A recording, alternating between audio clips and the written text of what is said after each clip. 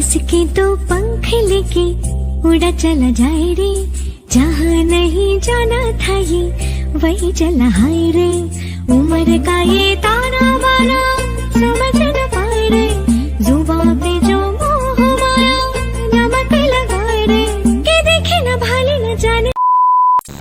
Hello everyone, কেমন আছো সবাই? আশা করি ভালো আছো, আর আমিও খুব ভালো আছি। আমার নতুন একটা ভিডিওতে তোমাদের সবাইকে জানাই স্বাগত এবং অনেক অনেক ভালোবাসা।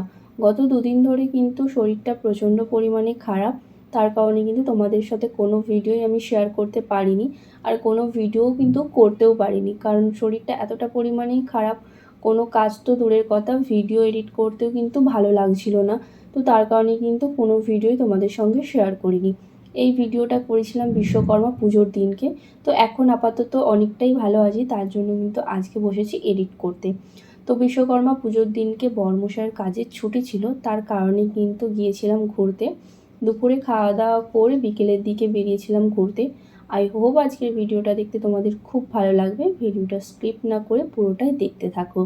আর হ্যাঁ, আজকের এই ভিডিওটার মাধ্যমে আমি বলবো যে আমি বরমশাইয়ের সঙ্গে কোথায় থাকি, মানে কোন জায়গায় আর কি থাকি।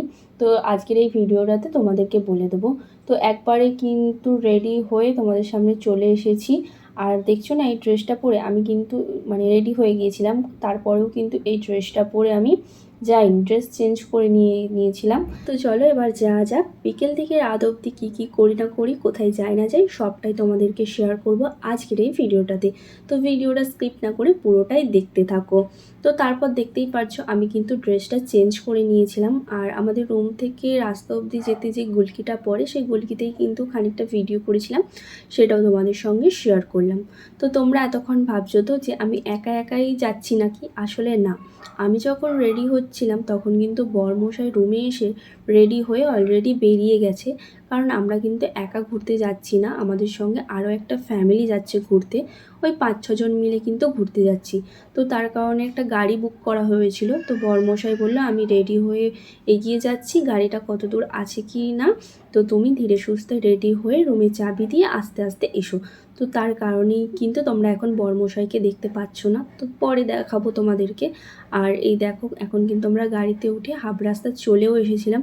আর সত্যি কথা বলতে এই রাস্তাটা এতটা সুন্দর লাগছে না, কি বলবো, রাস্তা দিয়ে যেতে, মানে হাইওয়ে দিয়ে। এবার তোমাদেরকে বলি আজকে আমরা কাদের সঙ্গে ঘুরতে এসেছি। সর্বপ্রথমে মানে ড্রাইভারের পাশেই যিনি বসে আছে সেটা কিন্তু একটা দাদা হয়, আর ওনার কোলে যেই বাচ্চা ছেলেটা আছে ওটা হচ্ছে আমার পাশে বসে থাকা ওই দিদিভাইটার ছেলে। মাঝখানে আছে বরমশাই আর দিদিভাইয়ের হাজবেন্ড, আর শত লাস্টে কিন্তু ছিল আমি আর দিদিভাই। আর ওই দিদিভাইয়ের বাচ্চা ছেলেটা এত পাকা আর দুষ্টু, মানে সারা রাস্তা ওর বকবকানি শুনতে শুনতেই পৌঁছে গেছি। তো এবার তোমাদেরকে বলি আমি কোথায় থাকি। এটা দেখে হয়তো অনেকেই বুঝে যেতে পারো যে আমি কোথায় থাকি, তবুও আমি একবার বলে দিই। আমি বরমশাইয়ের সঙ্গে থাকি মুম্বাই।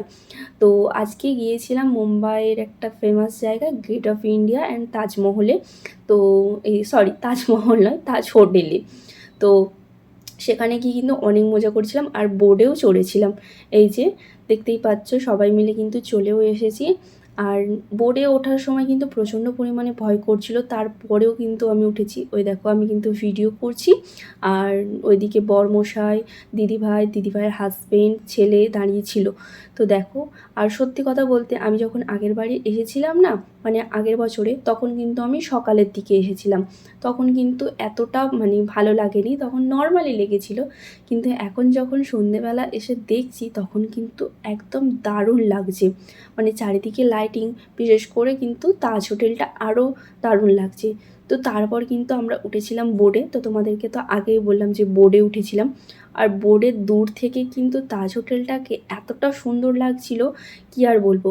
ওই দেখছো সামনে কিন্তু বরমশাই চলে গেছে ছবি তুলতে। আর এই ফার্স্ট টাইম কিন্তু আমি এইরকম লঞ্চ বা বোট, আমি ঠিক এটা জানি না কি বলে, তো আমি ফার্স্ট টাইম এতে উঠলাম। তো প্রচণ্ড পরিমাণে ভয় করছিল, কারণ ওটা না প্রচণ্ড পরিমাণে দুল ছিল, তো তার কারণে কিন্তু ভয় করছিল। তো বরমশাই বলছে কিচ্ছু হবে না, তুমি ধরে বসে থাকো। তো তার কারণে কিন্তু আমি এক জায়গাতে চুপ করে বসেই ছিলাম, আমি কিন্তু আর নড়াচড়া করিনি। তো ঘুরে টুরে কিন্তু চলে এসেছিলাম। ওর থেকে ঘুরে আসার পর শুরু হয়েছিল ফটো তোলা। কোথাও যাবো আর ফটো তুলবো না, এটা তো হতেই পারে না, সোশ্যাল মিডিয়াতে পোস্ট করতে হবে যে। তো আমাদের কিন্তু ফটো তোলা হয়ে গেছে, মানে আমি একা কটা ফটো তুলেছি, বরমশাইয়ের সঙ্গেও কিন্তু তুলেছি। এখন কিন্তু বরমশাইয়ের একা সিঙ্গেল ফটো তোলা হচ্ছিল। আর সত্যি কথা বলতে বরমশাই কিন্তু খুব একটা মানে সবসময় ফটো তুলতে একদমই পছন্দ করে না। যখন ওর মুড থাকে ফটো তোলার তখন কিন্তু ও ফটো তোলে, নাহলে অনেক রিকোয়েস্ট করতে হয়, তারপরে গিয়ে ও হয়তো একটা কি দুটো ফটো তোলে, নাহলে ও ফটো খুব একটা তুলতে চায় না। তো অনেক রিকোয়েস্ট করার পরই কিন্তু ও সিঙ্গেল একটা ছবি তুলেছিল।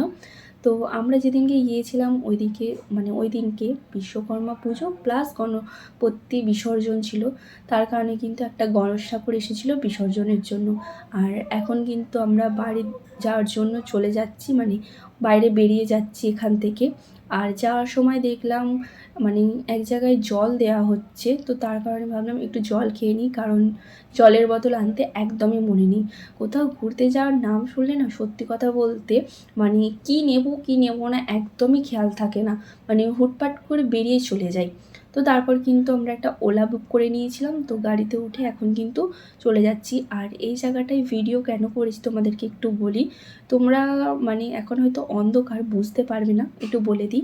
এই জায়গাটা হচ্ছে মানে আমাদের একটা জনপ্রিয় বই, মানে জিতের বশ বই। তো এইখানে কিন্তু শুটিং হয়েছিল, মানে যখন শুভশ্রী মর্নিং ওয়াকে এসেছিল তখন কিন্তু জিৎ এখানে শুভশ্রীকে অপমান করেছিল। তো এই সিনটা কিন্তু ওইখানেই হয়েছিল, তার জন্য কিন্তু তোমাদের সঙ্গে একটু শেয়ার করলাম। আর কিন্তু শেয়ার করলাম ওই যে লাল কালারের বাড়িটা দেখছো আলো জ্বলছে, ওই বাড়িটা কার বলো তো? ওই বাড়িটা হচ্ছে মুকেশ আম্বানির বাড়ি, কোটিপতি মুকেশ আম্বানির বাড়ি। তো তোমাদের সঙ্গে সেটাও একটু শেয়ার করলাম। তো আজকের ভিডিওটা এই পর্যন্ত। ভিডিওটা যদি ভালো লেগে থাকে অবশ্যই লাইক কমেন্ট শেয়ার করে পাশে থাকবে। তো আজকের মতো টাটা।